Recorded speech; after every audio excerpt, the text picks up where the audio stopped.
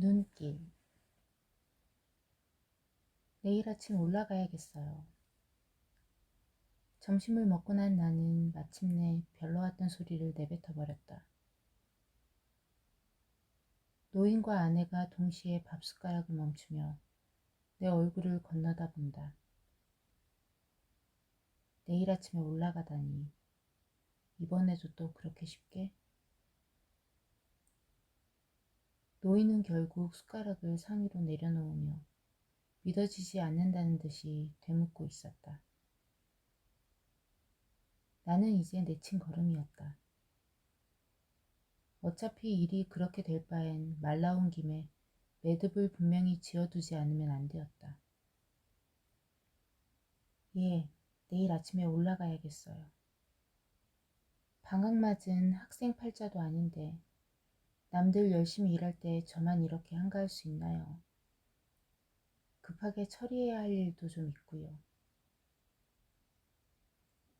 그래도 한 며칠 쉬어가지 않고서 난 하필 이런 더운 때를 골라왔기에 이번에는 며칠 좀 쉬어갈 줄 알았구나. 제가 무슨 더울 때 추울 때를 가려가며 살 여유나 있습니까? 그래도 그 먼 길을 이렇게 단걸음에 되돌아가면 되겠냐. 넌 항상 훌쩍 왔다가 새벽길을 나서곤 하더라마는 이번에는 너 혼자도 아니니 하루쯤 더 차분히 쉬어가도록 해라. 오늘 하루 푹 쉬었잖아요. 여기선 하루를 쉬더라도 일은 사흘을 쉬어야 해요.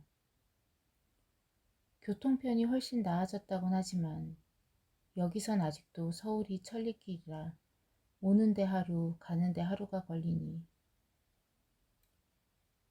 급한 일은 좀 마무리를 지어놓고 오지 않고선.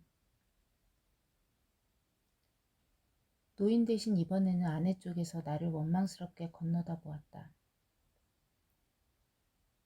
물론 아내는 내 주변 머리를 탓하고 있는 게 아니었다. 사실 나에게 그처럼 급한 일이 없다는 걸 그녀는 알고 있었다. 서울을 떠나올 때 급한 일들을 대강 처리해 두었다고. 그녀에겐 미리 말을 해줬으니까. 그리고 이번엔 좀 홀가분한 기분으로 여름 여행을 겸해 며칠 동안 노인을 찾아보자고 내 편에서 먼저 제의를 했었으니까. 그러니까 아내는 지금 나의 참을성 없는 변덕스러움을 탓하고 있는 것이었다. 까닭 없는 연민과 애원이 서려 있는 그녀의 눈길이 그것을 더욱 분명히 보여주고 있었다. 그래, 일이 바쁘면 가봐야 하겠구나. 바쁜 일을 받아놓고 온 사람을 붙잡는다고 들을 일이겠냐. 한동안 입을 다물고 앉아있던 노인이 마침내 체념을 한 듯 다시 입을 열었다.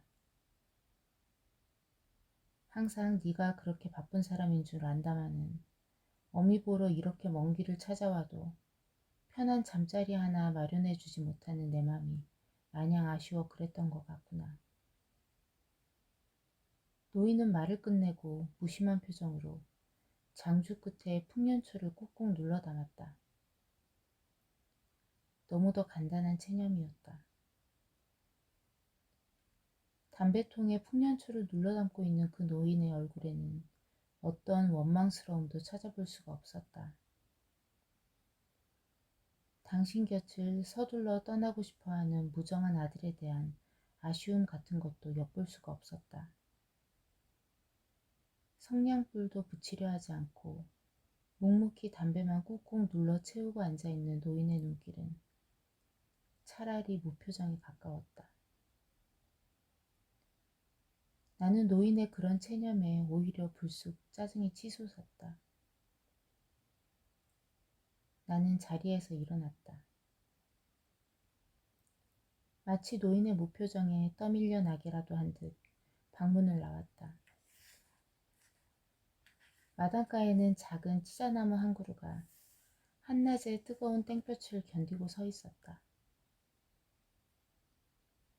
밖은 여름 한낮 태양으로 후끈거렸다. 나는 뒷곁 콩밭 한가운데에 오리나무로 둘러싸인 작은 묘지 쪽을 향했다. 그 무성한 오리나무 그늘을 찾아 들어가 콩밭 아래쪽을 내려다보니 집이라고 생긴 게 꼭 습지에 돋아오른 여름 버섯 모양이었다. 그랬다. 애초에 허물은 그 비좁고 음습한 단칸 초가 오두막 때문이었다. 묵은 빛이 툭 붉어져 나올 것 같은 불편한 기분이 들게 하는 것도 그랬고, 당초 예정을 뒤바꿔 하루 만에 다시 길을 되돌아갈 결심을 하게 만든 것도 역시 오두막 때문이었다. 문득 조마조마한 기분에 사로잡혔다.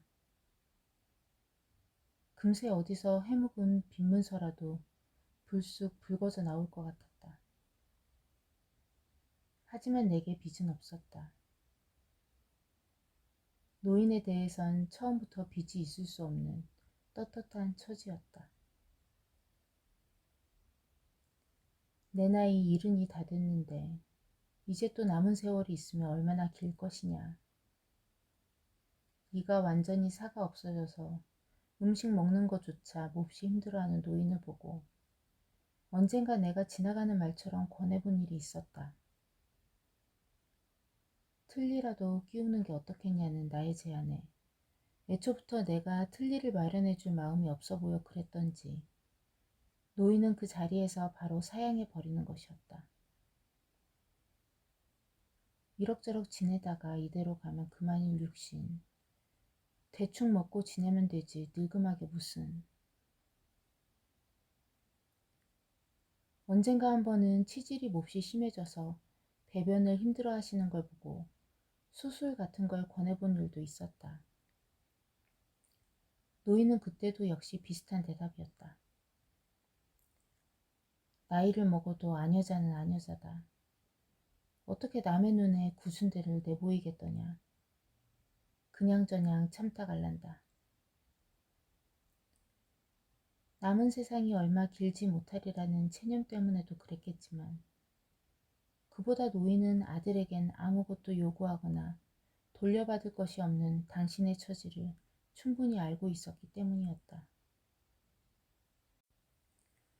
고등학교 1학년 때 형의 주벽으로 집안이 망한 뒤부터 마침내 그 형이 어머니와 조카 아이 셋, 그리고 아이들의 홀어머니가 되어버린 형수까지 포함한 모든 책임을 나에게 떠맡기고 세상을 떠난 뒤부터 일은 줄곧 그렇게 되어온 셈이었다. 고등학교와 대학교를 거쳐 군대에서 3년을 보내는 동안 노인은 내게 아무것도 낳아 기르는 사람의 몫을 못했고 나는 또 나대로 고등학교와 대학을 마치고도 자식 노릇은 엄두를 못 냈다. 노인이 내게 베푼 바가 없어서가 아니라 그럴 처지가 못 되었다. 나는 형이 내게 떠맡기고 간 장남의 책임을 감당할 수밖에 없었기 때문이다. 노인과 나는 결국 그런 식으로 서로 주고받을 것이 없는 처지였다. 노인은 누구보다 그것을 잘 알고 있었다. 그렇기 때문에 내게 대해선 소망도 원망도 있을 수가 없었다. 그런 노인이었다. 한데 이번에는 웬일인지 노인의 눈치가 이상했다. 글쎄 그 틀니나 치질 수술마저 한사코 사양을 해오던 노인이 나이 80에서 겨우 2해가 모자란 늙음하게 와서야 새삼스레 다시 무슨 희망이 생긴 것일까. 노인이 아무래도 엉뚱한 꿈을 꾸고 있는 것 같았다. 그것도 너무 엄청난 꿈이었다. 지붕 개량 이야기가 애초에 허물이었다. 집집마다 모두 기와들을 얻는단다. 노인은 마치 남의 말을 하듯 처음 집 이야기를 꺼냈었다. 어제 저녁 노인과 아내와 함께 잠자리에 들기 전이었다. 밤이 이슥해서 형수는 뒤늦게 조카들을 데리고 이웃집으로 잠자리를 얻어나가고 우리는 노인과 셋이서 그 비좁은 오두막 단칸방에 잠자리를 함께 폈다. 영차, 어기여차, 어기여. 그때 어디선가 밤일을 하는 남자들의 힘쓰는 소리가 왁자하게 들려왔다. 그 소리에 귀를 기울이다가 저게 무슨 소리예요? 라고 묻자 노인이 문득 생각난 듯이 말해온 것이었다. 동네 사람들이 너도 나도 집들을 고쳐짓느라 밤잠들을 안 자고 저 야단들이구나. 이른바 농어청 지붕 개량 사업이라는 것이었다. 통일벼가 보급된 후로는 집집마다 초가지붕에 덮을 새 짚을 구하기 어렵게 되었다. 올해 봄부터 마을마다 시작됐다는 지붕 개량 사업의 시초였다. 그리고 지붕을 개량하면 정부에서 보조금 5만 원을 준다는 것이었다. 논에 모심기가 시작되기 전 봄철과 모심기를 끝낸 초여름부터 지금까지 마을 집들 거의 대부분이 지붕 개량 일을 끝냈다고 했다. 나는 처음 그런 노인의 이야기를 들었을 때 가슴부터 덜컥 내려앉고 있었다. 노인에 대한 빚 생각이 처음 머릿속에 떠오른 순간이었다. 이 노인이 쓸데없는 소망을 지니면 어쩌나. 하지만 나는 곧 마음을 가라앉혔다. 무엇보다도 나는 노인에 대해 빚이란 게 없었다. 노인이 그걸 잊고 있을 리 없었기에 나에게 그런 섣부른 주문을 해올 것이라고 생각하지 않았다. 오래전부터 그 전만은 안심을 할 만한 노인의 성깔이었다. 설령 노인이 어떤 어울리지 않는 소망을 지니고 있다 해도 이번에는 집골이 문제였다. 도대체 기와지붕을 얹을 만한 집이 아니었다. 그렇기에 노인도 지붕 개량 소망을 지녀볼 엄두를 못 낸 모양이었다. 이야기하는 말투가 영락없는 남의 일이었던 것이다. 하지만 실상은 오해였다. 노인의 속마음은 그게 아니었다. 나라에서 하는 일이라면 이 집에도 몇 번 지붕 개량 이야기가 있었겠군요. 사태를 너무 낙관한 나머지 위로를 겸해 한마디 실없는 소리를 내놓은 것이 내 실수였다. 그러자 노인은 자리를 고쳐 앉았다. 그리고 머리맡에 놓아둔 장주 끝에다 풍년초 한 줌을 쏘아받기 시작했다. 왜 우리 집이라고 말이 없었겠냐. 노인은 남의 말을 옮기듯 덤덤히 말했다. 이장이 쫓아와 뜸을 들이고 면에서 나와서 으름장을 놓고 가고 그런 일이 한두 번뿐이었으면 그런 대로 넘어갔겠지. 나중엔 자기들 쪽에서 사정조로 나오더라. 그래 어머님 뭐라고 우겼어요? 나는 아직도 노인의 진심을 모르고 있었다. 우길 것도 뭣도 없는 일 아니겠냐. 지들도 눈깔이 제대로 박힌 인간들일 것인데 사정을 해오면 나도 똑같이 사정을 했니라. 늙은이도 사람인데 나라고 어디 좋은 집으로 고쳐 살고 싶은 마음이 없겠소. 마음으로야 천번 만번 우리도 남들같이 기와도 얹고 지붕도 갈아내고 싶지만 이 집 꼴을 좀 들여다보시오. 이 오막살이 흙집 꼴에 어디 기와를 얹고 말 것이 있겠소. 그랬더니요? 그랬더니 몇 번 더 오가더니 그 다음부터는 흐지부지 말이 없더라. 그 사람들도 집 꼴을 보면 사정을 모를 청맹관이 들이더냐. 노인은 거칠고 굵은 엄지손가락 끝으로 뜨거운 장주 끝을 꾹꾹 눌러대고 있었다. 그 친구들 아마 100% 지분 계량으로 이 동네를 모범마을로 만들고 싶어 그랬던 모양이구먼요. 나는 그만 기분이 씁쓸해져 이야기를 얼버무려 넘기려 하였다. 그런데 그게 오히려 결정적인 실수였다. 하기야 그 사람들도 그런 소리들을 하더라. 오늘 밤일을 하는 저 집을 끝내고 나면 이 동네에서 이제 지분 계량을 안 한 집은 우리하고 저 아랫동네 순시민의 두 집밖에 안 남는다고 말이다. 그래도 모범마을 만들자고 이런 집에까지 꼭 기와를 얹으려고 하겠어요? 글쎄 말이다. 차라리 지붕에 기와만 얹으라고 했으면 우리도 눈 딱 감고 한번 저질러 보고 싶기도 하더라마는 이 집은 아예 터부터 다시 잡고 새로 지어야 할 집이라 그렇지. 이야기가 다시 엉뚱한 곳으로 번지고 있었다. 나는 비로소 다시 가슴이 섬뜩해졌다. 하지만 이미 때가 너무 늦고 말았다.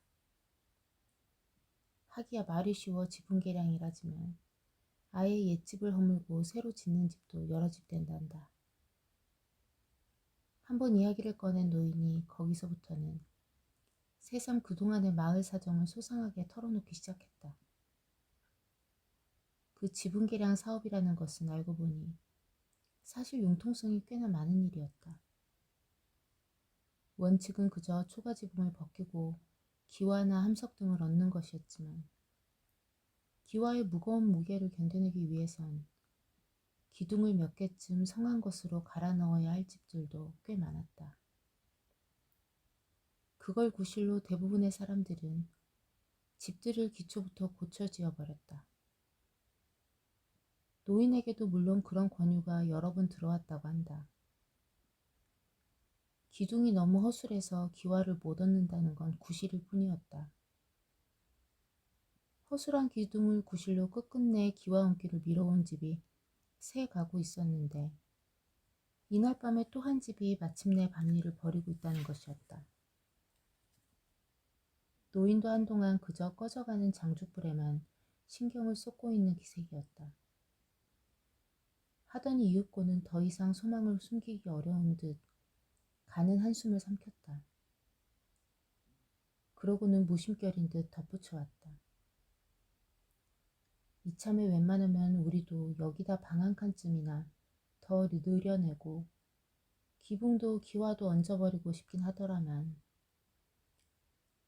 마침내 노인이 마음속에 품고 있던 당신의 소망을 슬그머니 내비친 것이었다. 나야 오늘 당할지 내일 당할지 모를 일이긴 하다만 날짐승만도 못한 목숨이 이리 모질기만 하다 보니 별의별 생각이 다 드는구나.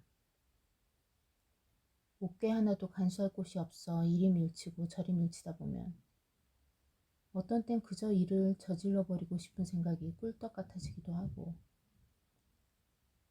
노인은 결국 그런 식으로 당신의 소망을 분명히 밝힌 것이었다. 당장 지금은 아니더라도 적어도 그런 소망을 지녔던 것만은 분명히 한 것이었다. 나는 할 말이 없었다. 눈을 감은 채 듣고만 있었다. 노인에 대해선 갚아야 할 빚이 없음을 마음속으로 다짐하고 있었다. 이번에는 면에서도 그냥 흐지부지 지나가 주더라면 내년엔 또 이번처럼 어떻게 넘어갈 수 있을는지. 그 사람들 무서워 집을 고친다고 할 수도 없지만은 늙은이 냄새가 싫어 그런지 그래도 한 데서 등짝 붙이고 누울 만한 방 놔두고 밤마다 남의 집으로 잠자리를 얻어다니는 저 어린 것들이며 어미꼴도 모른 채 하지는 못할 일이더라. 형수와 조카들에 대한 이야기였다. 내가 아예 대꾸를 안 하니까 노인은 이제 혼잣말 비슷한 푸념을 계속했다. 듣다 보니 노인의 머릿속에 이미 꽤 구체적인 계획표까지 마련되어 있었던 것 같았다. 나라에서 보조금을 5만 원이나 대주겠다니 일을 일단 저지르고 들면 큰돈이야 얼마나 더 들 일이 있었겠느냐. 또 집안에 남정네가 없어 남들처럼 일손을 구하기가 쉽진 않겠지만 네 형수가 여름 한철만 밭을 매주기로 했으면 건너집 용석이 아베라도 그냥 모른 체 하진 않았을 것이고, 흥리를 돌볼 사람은 그 용석이 아버지에게 부탁을 하고, 기둥을 갈아댈 나무는 이장내산에서 헐값으로 몇 개 부탁해 볼 수 있었다는 거였다. 노인의 장주 끝에는 이제 불기가 꺼져가고 있었다. 노인은 그 불이 꺼진 장죽을 계속 빨아대며 면에서 지원해준다는 보조금 5만 원과 이웃 도움이 아까워서라도 일을 단념하기 아쉬웠다는 투였다. 하지만 노인은 그러면서도 끝끝내 나에 대한 요구나 원망의 빛을 보이지는 않았다. 이야기의 형식은 어디까지나 과거의 일로서 그런 생각을 해봤을 뿐이고 그럴 뻔했다는 말일 뿐이었다. 그리고 그런 식으로 나에 대해선 어떤 형식으로도 마음의 부담감을 느끼게 하지 않으려는 듯한 태도였다. 말하는 목소리도 체념이 어린 특유의 침착성을 잃지 않는 채였다. 하지만 다 소용없는 일이다. 세상 일이 그렇게 마음같이 된다면야. 나이 먹고 늙은 걸 서러워하지 않을 사람이 어디 있을 것이냐. 나이를 먹으면 다시 아기가 된다더니 이게 다 나이 먹고 늙어가는 노만기나 마찬가지 아니겠냐. 노인은 은밀한 당신의 소망조차 실없는 노만기 탓으로 돌려버리고 있었다. 하지만 나는 노인의 속마음을 못 알아챌 리 없었다. 한마디 말창겸도 없이 눈을 감고 잠잠히 누워만 있던 아내까지도 그것을 분명히 눈치채고 있었다.